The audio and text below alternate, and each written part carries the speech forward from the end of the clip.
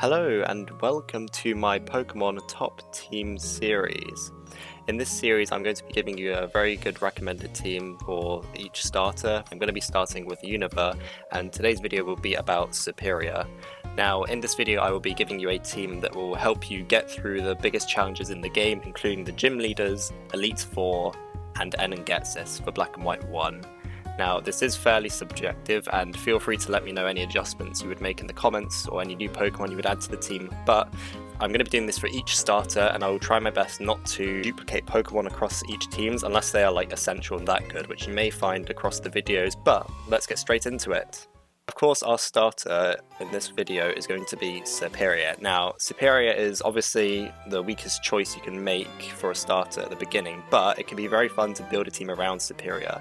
Serperior sees a couple of uses throughout Unova, mostly against the ground gym, against Clay, against his Palpitoad and Krokorok, and here you can find a few uses for him in the later bit of the game against some of the Elite Four Pokemon like Golurk and Crocodile, and throughout the Enengetsis fights like against En's Caracosta or Gets' Seismitoad, for example. Now, the moveset I've recommended for your Serperior will be Leaf Blade, Giga Drain, Aerial Ace and Coil. Leaf Blade will be your best physical attacking grass move, and you'll learn it by level up, level 32 as a Servine. You'll have Giga Drain at level 44, Aerial Ace by TM once you beat the Mistralton City Gym and you talk to the kid with the orange hat in one of the houses. And then we have Coil as the best setup move learnt at level 38. Now, depending on if you're doing a Nuzlocke or not, it can be difficult to set up with Serperior with Coil, but if you're not doing a Nuzlocke, Serperior can have some niche uses with Coil, because you can set up against Marshall, for example, and you can potentially sweep his team with Aerial Ace, which can be quite good, or just Leaf Blade as well. I've got Leaf Blade and Giga Drain because Giga Drain will allow you to get some recovery when you have a chance, which can allow Serperior to stay in for longer, and it's quite defensive with its stats as well. Now, its high stat is its speed, but it's got good defensive capabilities, so it can stay in there for quite a while, and if you can set up, you can kind of counter the drawback of it not doing too much damage. But Serperior is the worst starter. It does find a few uses across Unova, and I think that's a good moveset for it. The second Pokemon that we have on this team is Excadrill. Now, you can get or Drillbur fairly early because you can go to the Wellspring Cave, which is just after the first gym, and having a Drillbur that early can be useful, and its biggest use is against the Electric Gym against Elisa. It won't be an Excadrill at that point, but you can use it as a Drillbur because it learns Rock Slide at level 29, so it's not too bad. And you can also get Dig at level 19 to carry you through, but the moveset I would recommend for Excadrill is going to be Earthquake, Rock Slide, Swords Dance, and Shadow Claw. Swords Dance is an incredible setup move which you can get, and it can also allow you to counter the Dragon Gym quite easily because you'll resist most moves from them and you'll be able to fight back with very powerful Earthquakes. Earthquake is the most powerful stab move you'll get, 100 power, 100 accuracy. With Excadrill, 135 base attack, it's extremely powerful and is very good. Rock Slide is a nice coverage move that can learn at level 29, which will counter some of the flying types that you'll encounter. You can use it against Skylar as well.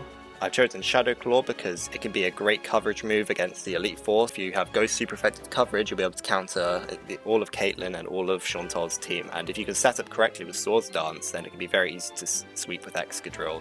And he does see a couple of uses against the final fights, especially against En's Klinklang, for example, and also against his Bishop. So throughout the game, it's such a strong Pokemon you can get really early, and I would highly recommend going for Excadrill.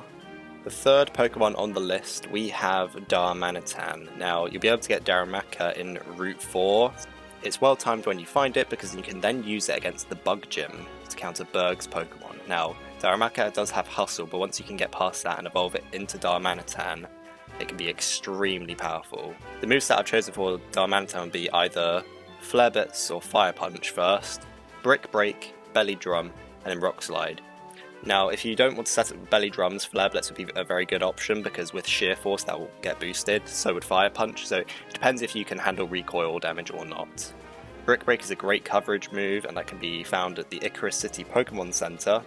Belly Drum is learnt by level up at level 30 and is just an incredible setup move if you can get it off. And with Darmanitan's 95 base speed, you can outspeed a lot of things, so it's not slow for sure. And set up once and survive a hit, there's a good chance you'll be able to sweep the rest of the team. And the last move, Rock Slide, is again another coverage move similar to Excadrill. If you want to, you can teach it Bulldoze instead, but I've chosen Rock Slide because when you come across flying Pokemon like in Skylar's gym, I think there's more uses you'll find for it. But feel free to teach it Bulldoze instead. Darmanitan is an absolute beast, and of course it will get you through the Ice Gym as well, and there are a number of Pokemon it can do well against in the end and gets this fight too, like Bisharp, and also ends Klinklang like I mentioned before, and also his Vanillux, so he finds multiple uses throughout the game, and he's an absolute monster. So I would really recommend getting a Darumaka. We'll look out for the fact that it has Hustle and Torts Darmanitan, so once you get past that hurdle, you have an absolute monster on your hands. For our fourth team member, we have Crustle. You can also find him in the Desert Resort, because you can find Darumaka there as well, but I think Crustle is the strongest bug type you can get in the Unova region. I think it's definitely an S tier Pokemon. Its moveset will be Rock Slide, X Scissor, Shadow Claw, and Shell Smash. Rock Slide is at level 29 when it's a Dwebble, and it will evolve at level 34 when it's a Crustle.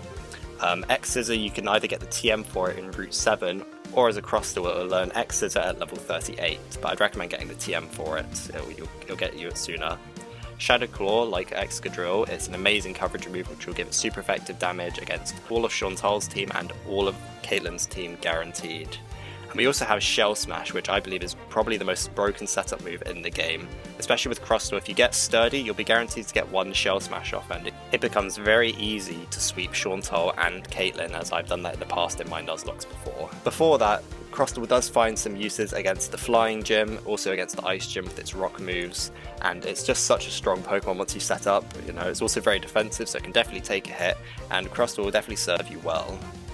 Our fifth Pokemon on the team today is Jellicent. Now, I think Jellicent is the strongest water type that you will come across in the Unova region. Now, the reason I think that is because of its dual typing with being a ghost type. That serves it really well against the Elite Four, so you can counter Chantal and Caitlin, but be careful against Chantal because Ghost is weak to Ghost. Now, for its moveset, I've given it a pretty powerful one with Surf, Shadow Ball, Recover, and Blizzard. Surf you'll get after defeating Bianca in Driftvale City.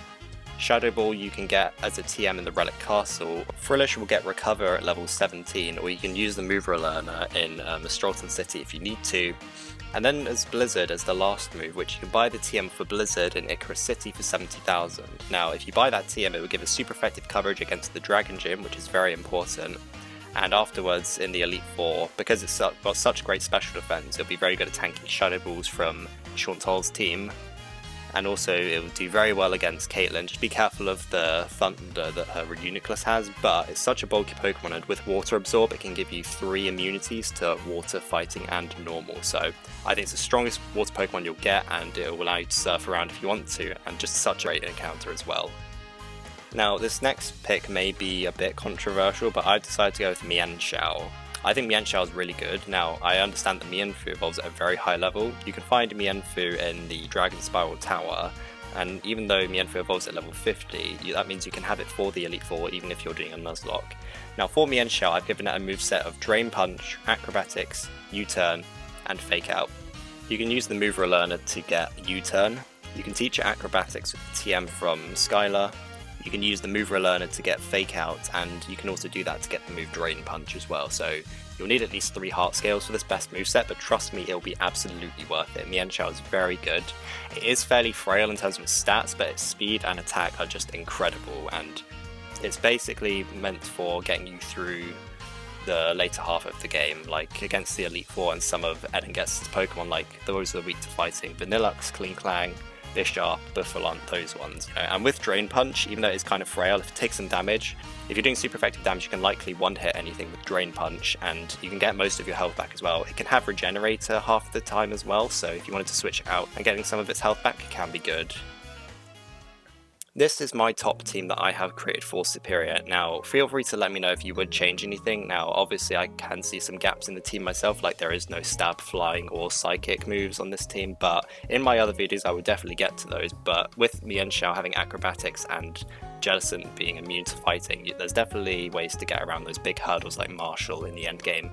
And I've chosen Pokemon like Excadrill because they're so important in helping you get through the beginning of the game, especially against the electric types, who all have super effective moves against Serperior.